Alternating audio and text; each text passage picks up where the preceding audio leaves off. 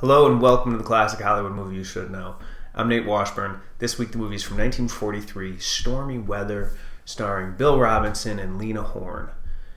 Now what makes Stormy Weather an interesting film to watch is that during the golden age of Hollywood, the major studios almost never made films with an all-black cast.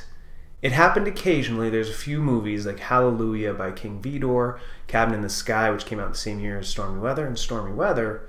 But it didn't happen because Hollywood at the time, America at the time, was incredibly racist, and there's still implications of that today. But the common belief held by the higher-ups in the studios was that an all-black cast couldn't work. And it's really unfortunate that they felt that way because this movie proves them wrong. Now the story, Bill Robinson, known by his stage name Bojangles, he's one of the most famous dancers in America at the time. So the loose plot, it's a very loose plot, is that Bill Williamson, played by Bill Bojangles Robinson, is a World War I vet. He meets Selena Rogers, who's played by Lena Horne. They have the beginnings of a relationship, but they're both performers, and will a relationship work between two successful performers as their stars continue to rise? And they kind of meet each other, they split, and the whole point of the movie is like, will they come together? They cross paths occasionally, but will their romance continue? But that's not the point of the movie. The whole point of the movie is to showcase black performers at the time. It's a short movie, it's 78 minutes long, and yet there are 11 musical performances. It is mind-blowing, and the performances are so damn good. Plus, you actually get a substantial role for Lena Horne, who is one of the greatest talents of the 20th century. She was under contract for MGM, but they really didn't know how to use her. She is beautiful, she's a great actress, she's talented, but she's black. And at the time, leading ladies weren't black. Again, it's one of the terrible sort of things about the classic golden age of Hollywood. So MGM didn't really know how to use her. They loaned her out for this movie. She was also the lead in Cabin in the Sky from the same year, but these are her only two substantial roles of the 40s.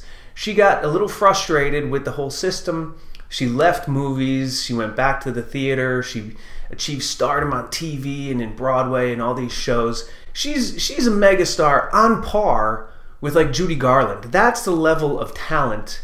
Now the performers, the way Stormy Weather works is that each musical performance is another huge name. Cab Calloway, famous for Minnie the Moocher, among many other songs. You got Fats Waller here singing Ain't Misbehavin'. Fats Waller is a member of like the Songwriting Hall of Fame. He wrote Honeysuckle Rose. You have Ada Brown, you have Katherine Dunham and her dance crew.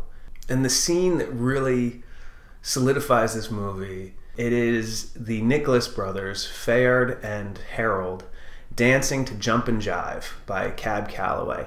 I can't even really describe it. I don't know how they do these leaps and these jumps, and they're dancing on a staircase and they're doing all these splits. To put it into perspective, Fred Astaire was actually quoted as saying, this sequence, the Nicholas brothers dancing to Jump and Jive, was the greatest dancing he had ever seen on film. So a little trivia, the reason this movie came to be was produced by 20th Century-Fox. Again, at the time, movies with all-black casts almost never happened.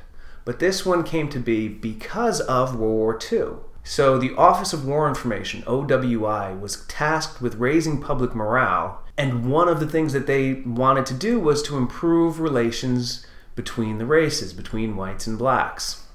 20th Century-Fox rose to the occasion. They made Stormy Weather, and it was a hit. It was a sizable hit. It wasn't a huge, massive hit because a lot of theaters refused to book it, especially throughout the South. Still, it was a hit, and it got an amazing write-up in the Times, and it really just, this movie goes to show you what could have been if people believed and behaved differently back in the 30s and the 40s, and if the golden age of Hollywood wasn't as racist as it was when black performers were relegated to playing servants and maids, the mammies, the butlers, all that stuff. If they had the opportunity that Lena Horne and Bill Robinson have in this movie, there's so much that could have been done.